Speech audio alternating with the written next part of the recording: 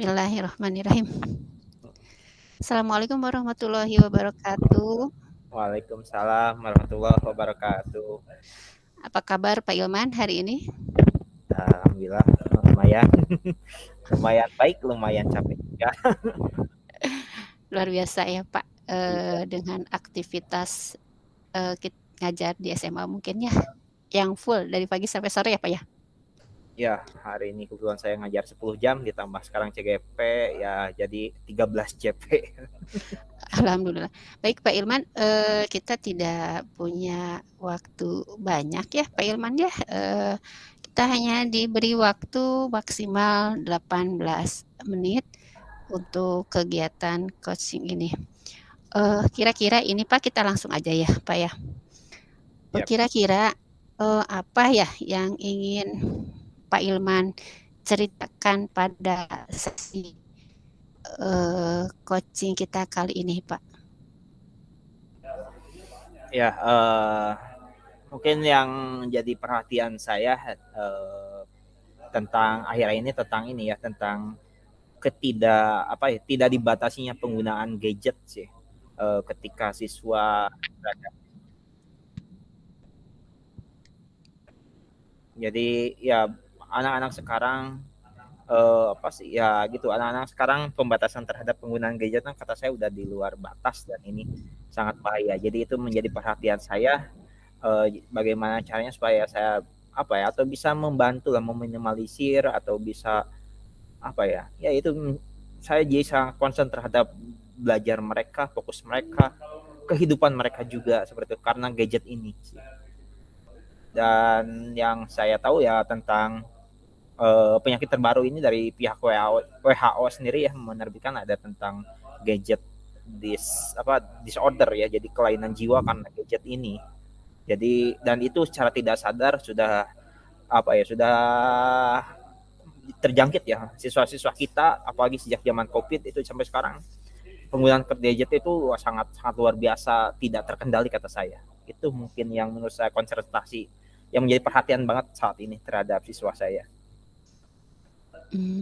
Begitu ya Pak ya. Jadi,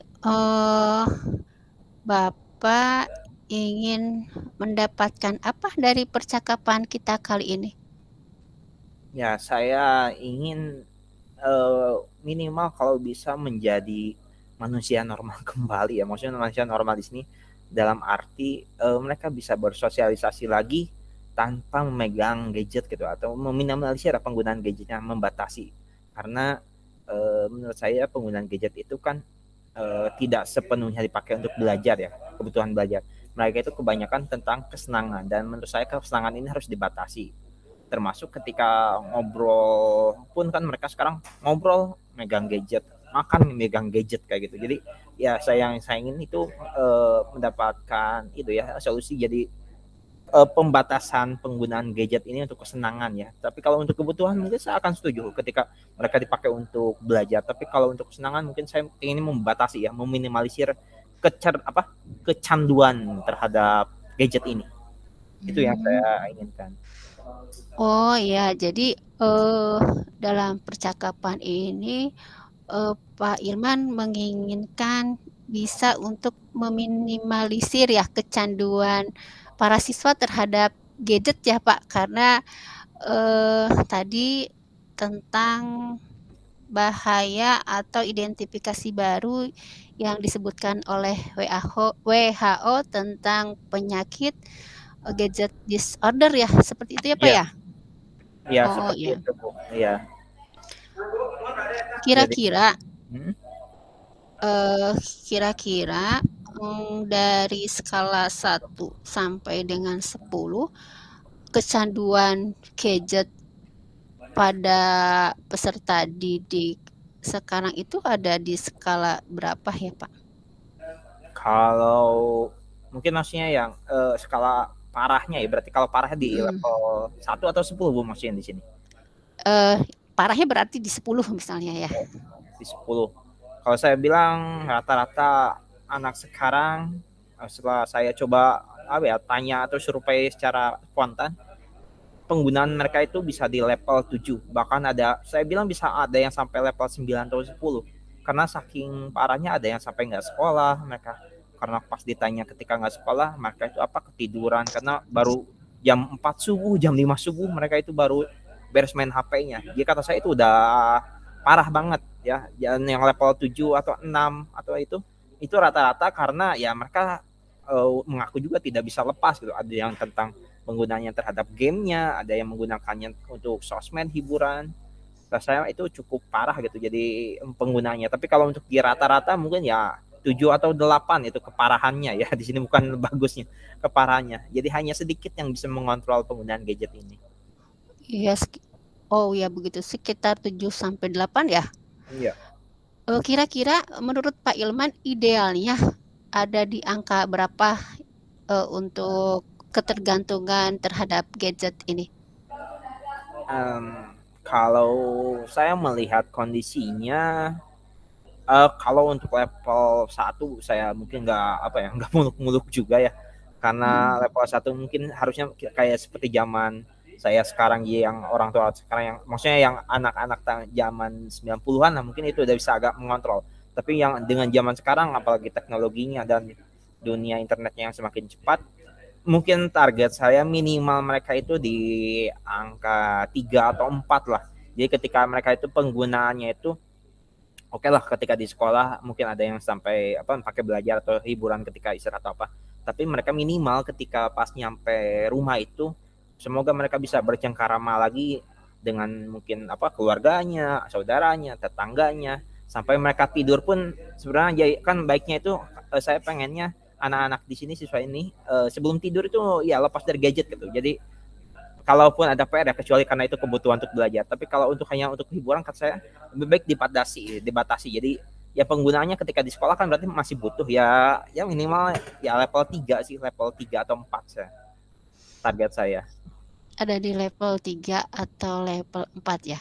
Untuk melihat anak berada di level 3 atau di level 4 itu kira-kira kriterianya seperti apa ya, Pak? Ya, kriterianya ketika mereka sudah bisa sadar diri ya karena saya sadar juga mereka itu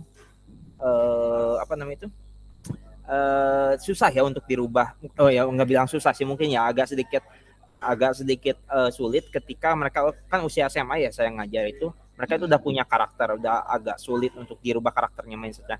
Jadi yang level 3 atau 4 yang saya di sini pengen adalah mereka bisa mengontrol diri gitu. Karena kontrolan diri ini penting dan juga didorong damping oleh orang tuanya untuk kembali normal itu. Karena ketika saya coba tanya ke anak-anak ketika kalian libur itu mereka ada yang sampai seharian terus main HP-nya atau bahkan yang normal pun mereka juga pulang sekolah kadang mereka juga ya megang HP sampai mereka mau tidur. Itu kata saya kalau yang masih ini makanya yang target saya itu minimal mereka menggunakan HP itu selama siang hari lah mungkin ketika habis sekolah kan kalau di sekolah kita kadang guru juga bisa mengontrol gitu. Ketika pulang sekolah mungkin kalau kebebasannya 2 jam screen time-nya lah, pulang dari jam 4 sampai jam 6 screen time-nya mereka gunakan. Habis maghrib ya saya harap mereka kembali lepas dari gadget, bisa ngobrol dengan orang tuanya, makan malam bareng atau mengaji, sholat kayak gitu. Jadi membaca buku mungkin itu lebih baik kayak gitu.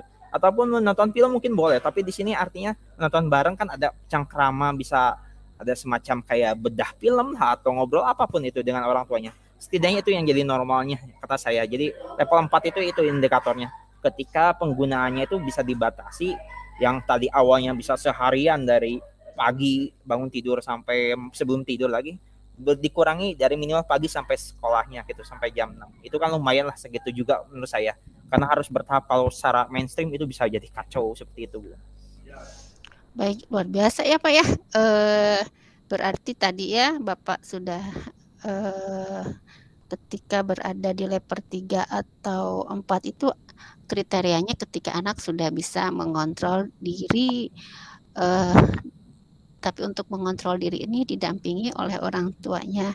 Penggunaannya bisa dibatasi dari pagi sampai sore misalnya seperti itu ya. Nah, untuk mendapatkan kriteria yang tadi berada di level 4 itu kira-kira untuk meminimalisir penggunaan gadget di pada anak itu, eee, apa yang akan dilakukan oleh Pak Ilman? Nah, eee, untuk, mungkin rencana saya sih, Bu, ya. Jadi rencana saya itu ya ketika mereka bisa mendapatkan itu berarti ketika di sekolah pun, atau di kelas saya mungkin saya akan coba terapkan, pembatasan ya. Jadi pembatasan di sini artinya pembatasan kesenangan. Kadang kalau kita ngajar seperti, menggunakan gadget ketika belajar paling hanya sebentar, atau ketika si gurunya memeriksa suatu tugas satu orang, kadang siswa yang lain itu, kadang menggunakan untuk yang itu apa, mencari hal-hal yang di luar pembelajaran seperti itu. Makanya yang saya coba terapkan, saya membatasi penggunaan HP-nya, dikumpulkan HP-nya di depan meja. Jadi ketika kalau dibutuhkan saya baru berikan. Tapi ketika enggak, silakan kumpulkan dulu seperti itu. Itu untuk mengontrolnya karena saya punya rencananya gitu. Jadi mereka itu sistemnya apa? Kalau itu kebutuhan seperti belajar silakan penuhi dikasih. Tapi ketika itu berupa kesenangan saya itu batasi ya. Jadi artinya makanya batasi itu salah satunya dengan bukan dirampas ya, lebih kayak disimpan di meja guru. Jadi mereka fokus untuk belajar. Terus ketika mereka menggunakan pun kan, ketika kebutuhan belajar saya juga kan sebagai guru juga keliling mendampingi, jadi mendampingi. Terus yang ketiga sistemnya ya tadi yang satu lagi dipinjamkan, konteksnya dipinjamkan di sini emang ini punya mereka, tapi ketika dikumpulkan di meja guru saya pinjamkan. Jadi ketika kalau udah belajarnya untuk belajarnya udah, ambil dulu aja, simpen lagi. Ketika nanti baru selesai pembelajarannya baru saya akan kembalikan lagi kepada mereka.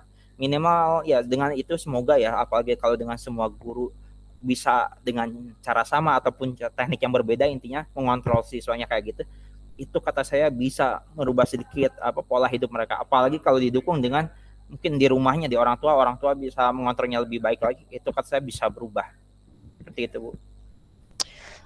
Ya, kira-kira ada yang lain lagi nggak Pak? Ada cara lain lagi ya Pak? Cara lain lagi yang kepikiran dari saya sih lebih ke ini ya, sosialisasi sih. Jadi saya ingin punya rencana penerapan karakter. Jadi kan kita lagi belajar tentang kurikulum merdeka ya, dan tujuannya ada mendapatkan karakter profil pelajar Pancasila.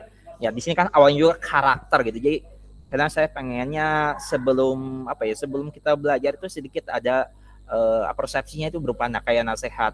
Ketika contohnya kan kayak tadi penyakit yang dari WHO ini, banyak orang nggak tahu, banyak nggak sadar, tapi itu kejadian. Ketika berita viral banyak yang marah-marah yang dibeliin HP, ada yang sampai nendang ibunya, ada yang sampai mendorong ibunya, sampai ada yang sampai ada yang geger otak itu, ditendang kepala ibunya, itu gara-gara HP semua. Bahkan yang lebih parah lagi kan ada yang sampai memukuli berdarah, ada yang sampai membakar, membunuh. Bahkan saya miris juga ketika ada yang anak usia SMP sih, saya pernah lihat di koran, anak dia main gadget, main game di depan mayat seorang ibunya gitu. Bayangin, mayat ibunya gitu, jadi udah meninggal pun dia saking udah kecanduan, itu kan bahayanya. Tapi anehnya kan ketika ditanya, apakah kamu takut dengan narkotika? Iya. Pornografi kecanduan? Iya. Atau kecanduan tentang penyimpangan seks atau apa? Takut. Tapi kenapa tentang gadget ini kan mereka nggak takut. Jadi di sini saya pengennya sosialisasi tentang persepsi itu, kasih nasihat tentang bahayanya kecanduan gadget ini.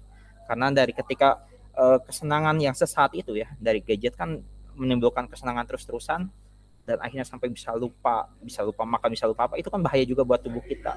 Jadi lebih ke strateginya itu di persepsinya disisipkan bahayanya tentang ini gadget, meskipun kayak hal sepele ini sangat penting karena demi masa depan mereka juga gitu. Jadi strategi yang lainnya itu menerapkan persepsi ya atau nasihat di awal pembelajaran sebelum kita masuk ke materi. Dan kata saya, materi kan kurikulum merdeka itu gimana kitanya gitu yang ngajarnya. Kata saya itu tinggal atur strategi aja. Penyampaian materi kata saya untuk perubahan karakter lebih penting daripada kita ngasih materi tapi mereka itu ya cuma gitu aja, nggak ada perubahannya.